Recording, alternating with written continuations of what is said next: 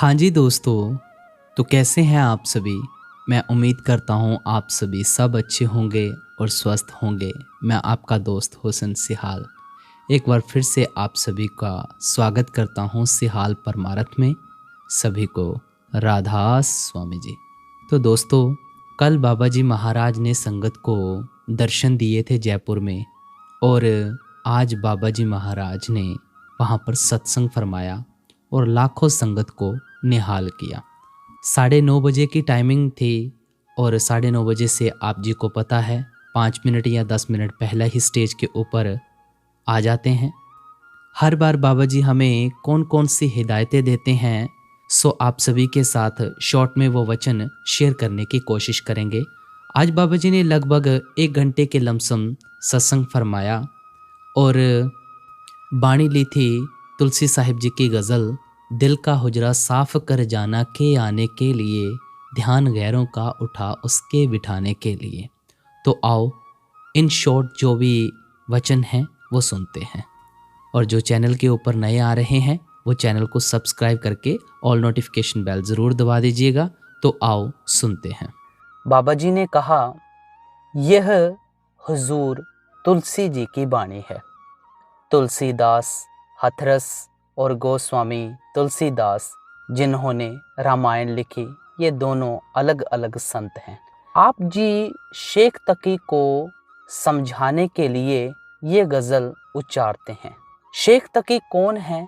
जिन्होंने अपना खेमा तुलसी साहिब जी के निवास स्थान के आगे लगाया। अब हमें ये याद रखना है कि शेख तकी एक मुसलमान जिज्ञासु हैं। आप जी आगे समझाते हैं कि अपने आप को हमने अलग अलग धर्मों में बांटा हुआ है। पहले ये बताएं कि किसी ने कहा है मालिक एक या दो हैं? भाई, सभी ने तो एक का एक कहकर बयान किया है। सभी ने तो एक ही मालिक को कहा है। कोई 2 या 4 तो मालिक है नहीं। उनका उपदेश सिर्फ और सिर्फ जोड़ना है। पहले हमें ये समझना चाहिए कि धर्म कोई मजहब नहीं है।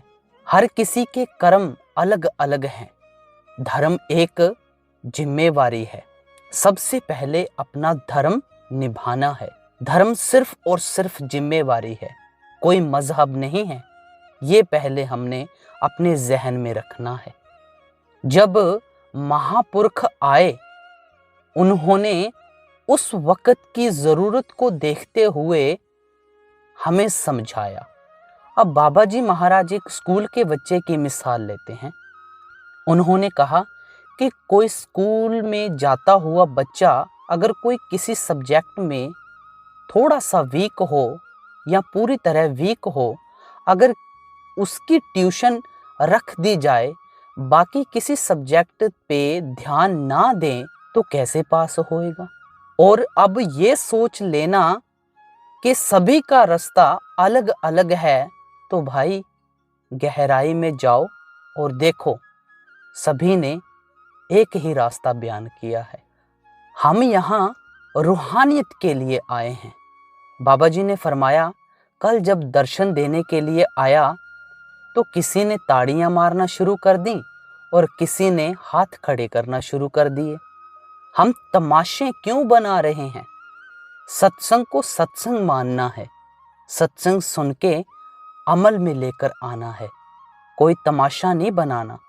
हमने जिस जगह मालिक को बिठाना है, उस जगह को हमने साफ रखना है।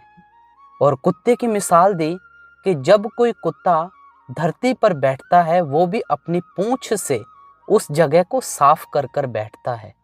तो हम अपनी इस शरीर को क्यों गंदा करने पे लगे हुए हैं? और बाबा जी ने हमें बहुत ही सुंदर एक मिसाल दी जो बाणी की थी, सब किछ घर में बाहर नहीं, बाहर ढूंढे सो भरम भुलाई। गहराई में जाकर देखो और सोचो। गहराई में पहले जाएं तो सही। हम सोचें, मुश्किल तो हम खुद बनाने पे तुले हुए हैं और भिखारियों की तरह बेनतियां अरदासें करने पे लगे हुए हैं। हम कोई भिखारी थोड़ी हैं। बस अंदर साफ रखो। एक साधु की कहानी से हमें बड़ा सुंदर समझाया कि जब कोई एक साधु बीबी जी के घर आया भगमे कपड़े पहनकर, तो साधु जी को बीबी जी ने खैरात डाली।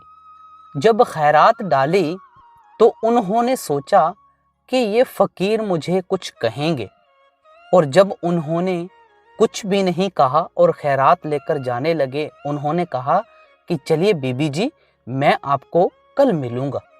तो उन्होंने सोचा कि ये कैसा फकीर है, कुछ कहकर भी नहीं गया, ना कुछ मेरे को देकर गया। और फिर जब कल उन्होंने आना था तो उन्होंने बहुत ही बीबी जी ने मीठे मीठे पकवान बनाए, अच्छी अच्छी चीज़ें बनाई, ये सोचकर कि कल मुझे कुछ देंगे और कुछ सुनाएंगे। और जब फकीर कल लौटे तो उन्होंने एक विष्टा की भरी हुई थाली बीबी जी के आगे कर दी। और जब उन्होंने थाली आगे की तो बीबी देखती है कि ये तो विष्टा की भरी हुई थाली है, इसमें मैं पकवान कैसे डालूं। ये सोच विचार करने पे लग गई और उनको कहा कि संतों, हम इस विष्टा की थाली में मैं पकवान कैसे डाल सकती हूँ। तो संत जी ने कहा कि आप अपने पहले मन को साफ तो करें, फिर मैं कुछ दे सकूंगा। इसी तरह हमारा भी हाल है। रूहानियत की बातें सुनने के हम बहुत चाहवान हैं, पर क्या हम रूहानियत की बात को अमल में लेके आते हैं? नहीं। जन्म जन्म की इस मन को मल लागी, काला होया स्याह। जब कोई बर्तन गंदा होता है, हम उसमें कोई चीज डालेंगे तो वो भी तो गंदी होगी। अब मन भी तो हमारा बर्तन की तरह है। आगे कहते हैं, मन तो ज्योत स्वरूप है, अपना मूल पहचान। हम अपने मूल को तो पहचानते नहीं, पता नहीं क्या क्या करने पे लगे हुए हैं। एक बड़ी सुंदर मिसाल दी, मूत पलीती कपड़ होए, पर ये मत पापा के संग, ओ तो पे नावे के रंग। कर्मों की मैल साफ कब होगी? नाम की कमाई के जरिए, शब्द की कमाई के जरिए। आगे फरमाते हैं, गूढ़े रंग विच रंग दियो जी, के मैलियां ने साडियां रूहां। जब कोई कपड़ा गंदा हो जाता है, हम उसको धोबी के पास लेकर जाते हैं, वो उसके रंग को सिर्फ फीका कर सकता है, साफ नहीं कर सकता। जब उसी कपड़े को हम ललारी के पास लेकर जाते हैं, वो उसी रंग का उस पर रंग चढ़ा देता है, फिर वो रंग छिप जाता है। मालिक की भक्ति इस वक्त नहीं की तो ये सोचना आप कि बाद में कर लेंगे, तो भाई बाद में किसने देखा। शेख फरीद जी ने बड़ा सुंदर कहा है, चार गवाया हंड के, चार गवाया सम, लेखा रब मंगे सिया, तू आयो केड़े कम। हम पहले अपने मकसद को तो पहचाने, हम आए किस काम के लिए हैं और हम पढ़ किन कामों में गए हैं। मालिक ने इंसानी जामा सबसे उत्तम बख्शा हुआ है। अगर हम फिर गधों की तरह इधर उधर टकरे मारते रहें, फिर हम में और निचली जोनियों में क्या फर्क रह गया। कर्म तो कोई किसी के ले नहीं सकता, ना कोई कर्म किसी को दे सकता है। कर्मों आपो अपनी के नेड़े के दूर। अब आगे फरमाते हैं, ये जो यार दोस्त भाई बहन ये सब मीठे ठग हैं और सब ने छोड़कर हमें चले जाना है। वाणी की मिसाल से समझाते हैं, राम गयो रावण गयो, जाको बहु परिवार। मौत ने हर किसी का दरवाजा खड़काया है और ये सोच लेना कि हमारे घर नहीं आएगी, तो ये सबसे बड़ी मूर्खता है। और रहना किसने है? नाम रहे साधु रहे गुरु गोविंद। नाम ही साथ निभाएगा। हम कह देते हैं कि भाई वक्त नहीं मिला। मालिक ने भेजा किस काम के लिए है और हम पढ़ किन कामों में गए हैं। जिसने हमें सब कुछ देना है उसके लिए हम तो वक्त नहीं निकालते, और जिसने हमें कुछ नहीं देना है उसमें सारी उम्र लगे हुए हैं। मालिक ने जीवन दिया सीखने के लिए। सारी उम्र कॉन्सेप्ट के पीछे रहना है तो लक्ष्य कैसे पाएंगे। यहाँ पर सब रंगमंच की तरह पाठ अदा कर रहे हैं। कोई माँ का पाठ अदा कर रहा है, कोई बाप का पाठ अदा कर रहा है, कोई भाई का पाठ अदा कर रहा है। इनका ताल्लुक सिर्फ और सिर्फ शरीर तक सीमित है, इससे आगे नहीं। ना जाने हम क्या क्या कर रहे हैं। असल तो हमारी आत्मा और परमात्मा है। अगर किसी की चीज पर हम अपना हक जताएं तो क्या ये हो सकता है? नहीं ना। फिर हम किस भ्रम में पड़े हुए हैं कि ये मेरा, वो मेरा, सब मालिक का दिया हुआ है। एक दिन छोड़कर सब ने चले जाना है। एक तरफ हम कह देते हैं मालिक सर्वव्यापी है, मालिक सब कुछ जानता है, लेकिन मानता कौन है? अमीर भी दुखी है, गरीब भी दुखी है, और सुखी कौन है? जिसने नाम की लज्जत ली, शब्द की लज्जत ली।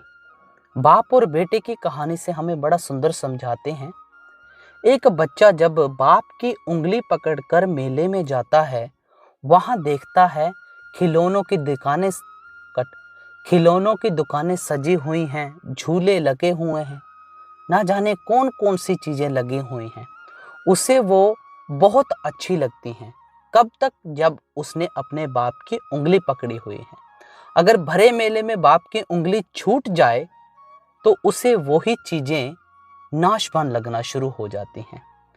अब यहाँ पर हमें एक मिसाल दे रहे हैं, क्या हमने अपने बाप की उंगली पकड़ी हुई है? विचार हमें खुद करना है। हमें आगे समझाते हैं, मालिक ने दिल एक दिया था, लेकिन एक दिल इन चाहतों के आगे कम पड़ गया। आशा पर्वत जड्डियां मौत तनावा हेठ। ये आशा और मनसा कभी खत्म नहीं हो सकती। भक्ति करके रिद्धियां सिद्धियां हासिल कर लो, लेकिन मन नहीं मरता। अगर किसी बच्चे को एक चीज खाने के लिए दे दें तो उसे बार बार वो चीज दें, वो खाता जाए और उल्टी कर दे तो उसी चीज के नजदीक तक नहीं जाता। अगर हम असल के रिश्ते को नहीं अपनाएंगे, सब फिजूल है। भाई, जब अंदर से रस आएगा तभी तो कुछ हासिल होगा। हर हर नाम अमृत रस मीठा, बिन चाखे साध ना जापे। जब तक चखेंगे नहीं कैसे पता लगेगा? उसके लिए वक्त निकालो। सब सुख दाता राम है, दूसर नाहीं कोई। से अखियां बेअन जिनी दिसंदो माँ पीरी। जितनी देर तक हमारी अंदर की आंख नहीं खुलती और बाहर की बंद नहीं होती, हमें उस असल का नहीं पता लगेगा। जब हमारी अंदर की आंख खुल जाएगी, हमें सब लज्जतें हासिल होना शुरू हो जाएंगी। अब ये विचार हमें खुद करना है।